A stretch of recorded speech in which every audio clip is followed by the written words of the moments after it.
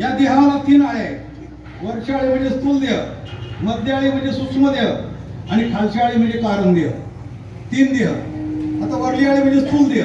स्थूल देह म्हणजे टायर, सूक्ष्म देह म्हणजे ट्यूब आणि कारण देह म्हणजे हवा. कळलं की नाही? वरची आळी म्हणजे हा दिसणारा होय ना, कातडी, गोरी कातडी, केस, उंची, नाव, रूप, कान, हात, नाक, डोळे, ही वरची आळी. वरची. पण हिच्या आतमध्ये दुसरी आळी.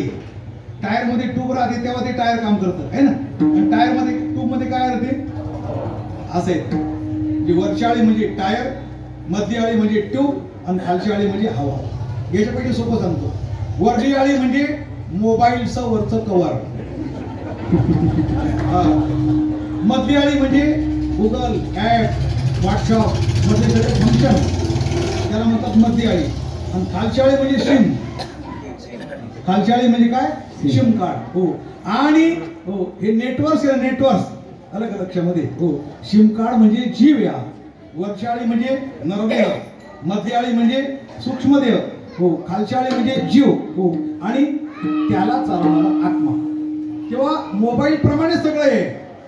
आता आपण मध्य आळीकडे येणार आहोत. वरची आळी पाहिली. वरची आळी म्हणजे गोरी गोमटी. तुम्ही सजवता ना घडी घडी, साबण किती लावतात, कपडे किती इस्त्री करतात, घडी घडी पांढरी केस झाली की त्याला काय लावतात सगळं माहिती होय. बोलायची काही गरजच नाही. आणि तुम्ही किती काळे करा पण ते पांढरे झाल्याशिवाय प्रत्येक हप्त्याला प्रत्येक महिन्यामध्ये ते काळा अंदाज लावतात. माणसं करतात काळे केस होतात पांढरे, माणसं करतात काळे केस होतात पांढरे, काळे पांढरे काळे पांढरे, शेवटी शेणी काळे मुडके पांढरे. याला म्हणतात वरची आळी. नाथमारा म्हणतात हो, डोळे गावात रुईझुई बसती राहिली. डोळे गावात रुईझुई बसती राहिली. कानगाव बंद पडले. ढोपरपूरचा मानका मोडला. केस गावची पांढर झाली. शिरपूरचे लोक दरोबस्त थरथर कापू लागले. शिरपूर माहिती आहे? शिरपूरचे लोक दरोबस्त थरथर कापू लागले. केस गावची पांढर झाली आणि पांढऱ्याची वसुली झाली. केशवपंत काळे कुलकर्णी जराजीराव फितूर झाले. याची फितुरी चालते. केशवपंत काळे कुलकर्णी जराजीराव फितूर झाले.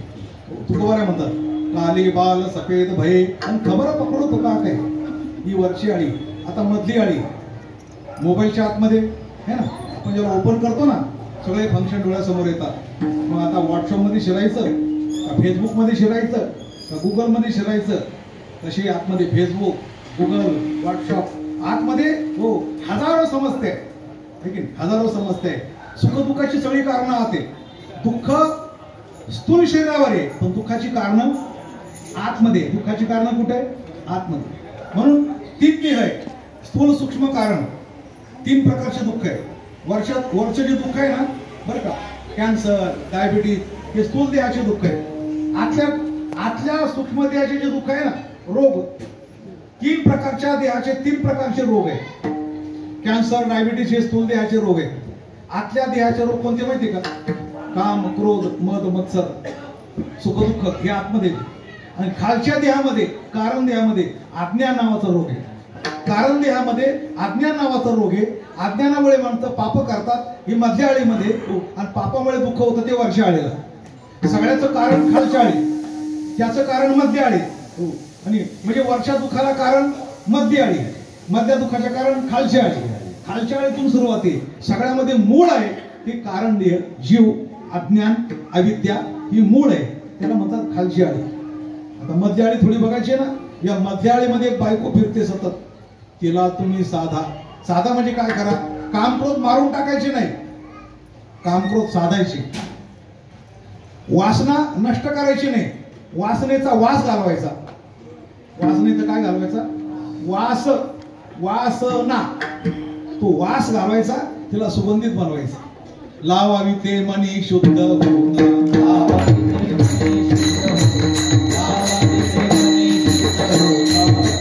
नाही सुगंधाची लागत लावणी. नाही सुगंधाची लागत लावणी. नाही सुगंधाची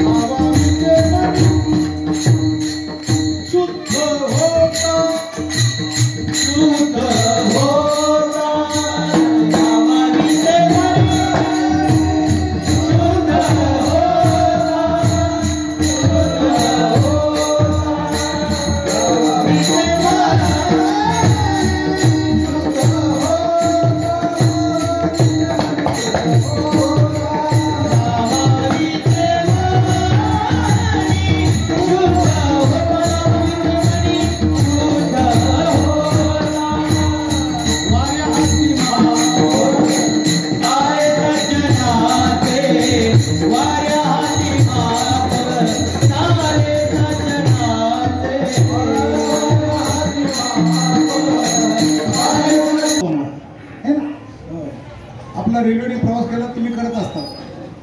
आपल्या काही बाया ठाण्यावरून बसल्या, पुन्हा गाडी होती, गाडीमध्ये ऊसवाला आला, ऊसावाला, आणि आपल्या बाईने ऊस घेतले, खात चालल्या कर्जतपर्यंत ऊस खायला, आणि ऊस खाऊ त्या ऊसाच्या सुट्ट्या सगळ्या डब्यात टाकून.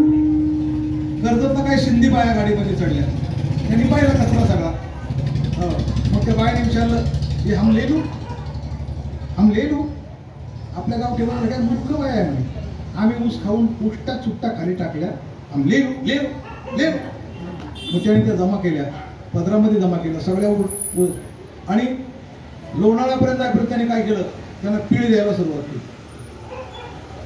तळेगावपर्यंत त्यांनी त्या पीळ दिलेल्या सुट्ट्या त्याचे गजरे बनवायला सुरुवात केली. आपल्या बायांचे लागलं तोंडाला पाणी सुद्धा. आम्ही ऊस खाऊन थुंकला, त्यांनी पीळ दिला, त्याचे गजरे बनवले, आणि तळेगावपासून त्यांनी विकायला सुरुवात केली. यांनी विचारलं केवढ्याला गजरा? एक गजरा 10 रुपयाला. 10 गजरे होते, द्या म्हणे आम्हाला एक. ऊसाच्या सुट्ट्या थुंकून टाकल्या होत्या, त्याच्यातून त्यांनी गजरे तयार केले. कामक्रोध वाईट नाही बरं का, हो, कामक्रोध सुद्धा, वासना सुद्धा या शहरामध्ये ईशनिर्मित आहे सगळं, ईशनिर्मित. आणि जे ईशनिर्मित असतं ते कधी वाईट. काम असावा का नसावा? असावा. काम असावा ईश्वर भजनी, क्रोध असावा इंद्रिय दमनी, लोभ असावा संत शरणी. क्रोध पण असावा, राग, पण कोणावर? आपल्यावर. मला असं मनात का आलं, दिली थोडा ठेव. राग कोणावर काढावा? आपल्यावर. समर्थनामध्ये जिरवली, कोणाची? स्वतःची जिरवली. तुला खीर पाहिजे, गोष्ट तुम्हाला माहिती ना, त्यांना खीर आवडली फार, त्या पित्राला गेले होते. खीर खाऊन आल्यानंतर दुसऱ्या दिवशी जेवायला बसले, त्या मनात ती खीरच यायला लागली. नाही, पूजेला बसले, मनामध्ये खीरच यायला लागली. समर्थाने विचारलं, तुला खीर पाहिजे? तुला खीर आवडली? कोणाला विचारलं? हे फक्त ध्यानात ठेवा. म्हणाला, तुला खीर पाहिजे? बरं चल, ती पूजा राहू दिली. चल परत त्या वाड्यावर. मग ते, बाबा महाराज तुम्ही का आले परत? आम्हाला काल खीर फार आवडली म्हणे. वा वा वा म्हणे, आनंदाची गोष्ट आहे, परत तयार करतो. केली परत जेवायला बसले. अशी खाली इथपर्यंत येईपर्यंत म्हणाला सांगितलं, बघ परत मिळायची नाही, आणि परत देवपूजा करताना तुला ही खीर आठवण येता कामा. परत जर मला त्रास दिला तर बघ भरपूर खाऊन घे. ते मन म्हणतो, पण पोट भरलं ना, आता काय करू? भरलं ते झालं नाही, परत खा. वांत्या व्हायला लागल्या. वांती झाली की परत नड्यात बोट घालायचं, वांती करायची, परत खा, परत वांती, परत खायचं, परत वांती. ते मन म्हणलं आता नको म्हणे. मागशील का? खीर मागशील का? जिरवली कोणाची? मग तुम्ही दुसरे जिरवता, बरोबर आहे की नाही? म्हणजे याचा अर्थ असा, हो, क्रोध असावा का नसावा? असावा. पण कोणावर राग यावा? आपल्यावर राग यावा. माझा मीच झालो शत्रू, कैसे पुत्र दारा कैसे. नाटावरून वाचा ना, आपल्याला रागाला पाहिजे. अरे आज एकादशी आहे, सकाळी उठून मिसळपाव खाली, राग आला पाहिजे. कोणाचा? आपल्याला है ना. मी सध्या भजन चालू करायला घेतलेले मनमाडला. भजन सुरू करायच्या आधी सर्वात पहिला माझा एक मंत्र आहे. आपण 12 मंडळ तयार केलं, 12 महिला मंडळ तयार केले. पहिला मंत्र माझा आहे की भजन शिकल्यानंतर सर्वात पहिला तुमचा शत्रू कोण? तर अहंकार. एकदा यायला लागलं की राग, मला येत असताना मला काम म्हणून दिलं नाही, राग येतो. कला नाही तोपर्यंत राग नाही, पण कला राग येतो. जोपर्यंत ज्ञान नाही तोपर्यंत राग नाही, पण ज्ञान आलं की राग आला. वाजवता आला की राग येतो, गाता आला की कोणता राग येतो? राग येतो. ही महिलांना पहिला मंत्र देतो, हो, राग येता कामा नाही. कोणी अपमान केला तरी म्हणतो बाबा नाही तर नाही, तू मोठे बाबा असं म्हणायचं, भजन तुमचं टिकणार. पण एकाने विचारलं आलाच तर काय करायचं? आता त्यांना अजून येत नाही ना भजन, त्यामुळे सगळं सांगितलेलं चांगलं असतं. मग आला तर त्याला त्याच्यावर 3 औषध आहे. राग आला तर त्याची जास्त आहे म्हणा, पण मला माझ्याकडे 3च येते. राग आला सर्वात पहिले आपल्या मुस्काडात मारून घ्यायची, सोपं औषध आहे, त्याला काही पैसे लागत नाही, काही नाही. दुसरं औषध, राग जर आला ना भजन करता करता, पटकन जायचं, कळशीवर पाणी घ्यायचं, भडभड अंगावर ओतून घ्यायचं. दुसरा उपाय. तिसरा उपाय, राग जर आला पटकन पटकन खिचून 500ची नोट काढायची आणि भिकाऱ्याला देऊन टाकायची. म्हणजे पुन्हा राग येणार. आपलं 500 रुपये गेले ना, रागामुळे 500 रुपये गेले ना. असे 3 उपाय बघा सोपे. म्हणून क्रोध असावा, काम सुद्धा असावा, लोभ सुद्धा असावा. म्हणून साधा मधल्या अळीला एक बायको फिरे तिला तुम्ही साधा हो, आणि मग पडेल पुरे. नाहीतरी पाटील बुवा तिची पळतील गुरे. आणि हे तर नाही ऐकलं तुम्ही. आणि काही एक बारे सुटेल तातडी. ही पंचभूताची माडी पाटील बुवाची, ही उडून जाईल. हे 5 जण आहे, पृथ्वी आप तेज वायू आकाश. हे 5 तत्वात 5 विलीन होती, तुमचं काही राहणार नाही. आणि हे आणि काही एक ऐका पाटील बुवा, एक नीट ऐका. या 4 चरणामध्ये पाटील बुवा आहे. हे मी तिकडे समजून सांगणार आहे. वर्तक नगरला पाटील बुवा कोण आहे? पहिल्या चरणात पाटील बुवा आहे, दुसऱ्या चरणात आहे, तिसऱ्या चरणात आहे, आणि 4थ्या चरणात सुद्धा. हा कॉमन पॉइंट आहे. हा पाटील बुवा सर्व प्रत्येक चरणात पॉइंट. हा पाटील बुवा आला कोण? रूपक फार सुंदर आहे. आणि मग हो, तुम्हाला विचारणार कोणीतरी काय केलं, जमा काय जमा. आणि काय का कैसे नवल झाले, गावच्या पांड्याने पाटलाशी नागवले. शिवाजी पंत पाटील गावचा जो पांड्या आहे ना, आतमध्ये वसुलीचे हक्क आहे त्याच्याकडं. पंच ज्ञानेंद्रियांचं नेतृत्व करणारा पांड्या म्हणजे मन. त्यांनी हो, आणि पाटलाला असं नागवलं. डोळ्याकडून काही घडू दिलं नाही, पायाकडून काही पुण्य घडू दिलं नाही, हाताकडून काही हाताला टाळी वाजू दिली नाही, पायाला तीर्थयात्रा करू दिल्या नाही, डोळ्याला देवाचं दर्शन घडू दिलं नाही, जिभेला नामस्मरण होऊ दिलं नाही. असं नागवलं. आणि शेवटी साऱ्या कागदाचे शून्य एकच. शेवटी यमांजेवर विचारलं ना, बोला याचं पुण्य काय शिल्लक आहे? म्हणे काहीच नाही, सगळं शून्य. कसं काय म्हणे? डोळ्याने कधी देवाला पाहिलंच नाही. तीर्थास गेला कधी पावलानं, हरितयाशी कधी पावलानं, गाठी तयाच्या कधी पावलानं, आणि कांता तयाशी आणि पावलानं. कळलं? पावलानं पावलानं पावलानं म्हणजे काय? 4 वेळा पावलाने. तीर्थाशी गेला कधी पावलानं म्हणजे पायाने तीर्थयात्रा केल्या नाही. तीर्थाशी गेला कधी पावलानं. त्याच्यामुळे हरितयाशी कधी पावलानं, हरी त्याला कधी पावला हो. त्याच्यामुळे काय? गाठी तयाच्या कधी पावलानं, त्याच्या कमराला कधी आधेला नाही पावला नाही, पावला म्हणजे 4 गाठी तयाच्या कधी पावलानं. आणि त्याच्यामुळे काय? कांता तयाशी आणि पावलानं. आता हे तुम्हाला कळलं असं, कळलं ना? हो. असे दरिद्री सगळं शून्यम शून्य, काहीच पुण्य नाही आणि काहीच नाही. म्हणून तो पिंगळा म्हणतोय, हिंडता फिरताना एक शकून सांगे त्याच्या सत्तेने या अळीच वाढ. हा पांडुरंगाच्या सत्तेने या आळीमध्ये आलोय हो. आणि संता घरचा बारीक तुकडा मागे. आम्ही येतो तुमच्या दारात कशा करता येतो?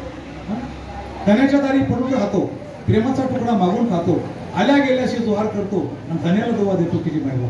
अशा प्रकारचा हा पिंगळा आहे. समजून घ्या. हा त्याचा म्हणजे कलियुगातला पिंगळा आहे. हा 533 साली 1533 साली जन्माला आलेला पिंगळा आहे. हा पैठणमध्ये जन्माला आलेला पिंगळा आहे. आणि हा पिंगळा म्हणजे एकनाथ महाराज आहे. ऐकाल तर ठीक आहे, पण हे जरी नाही ऐकाल तरी आमच्या नंतर दुसरा येईल. तो महा खतरनाक आहे. मी निघून जाईल, नंतर यमराज येईल. संत सांगून जातात आणि नंतर कोण येतं? यमराज. दुसरा येईल, दुसरा महा खतरनाक आहे. मारी ती झोडी ती तोडी ती असा तो आहे हो. सरते शेवटी बा काळ बांधून नेईल.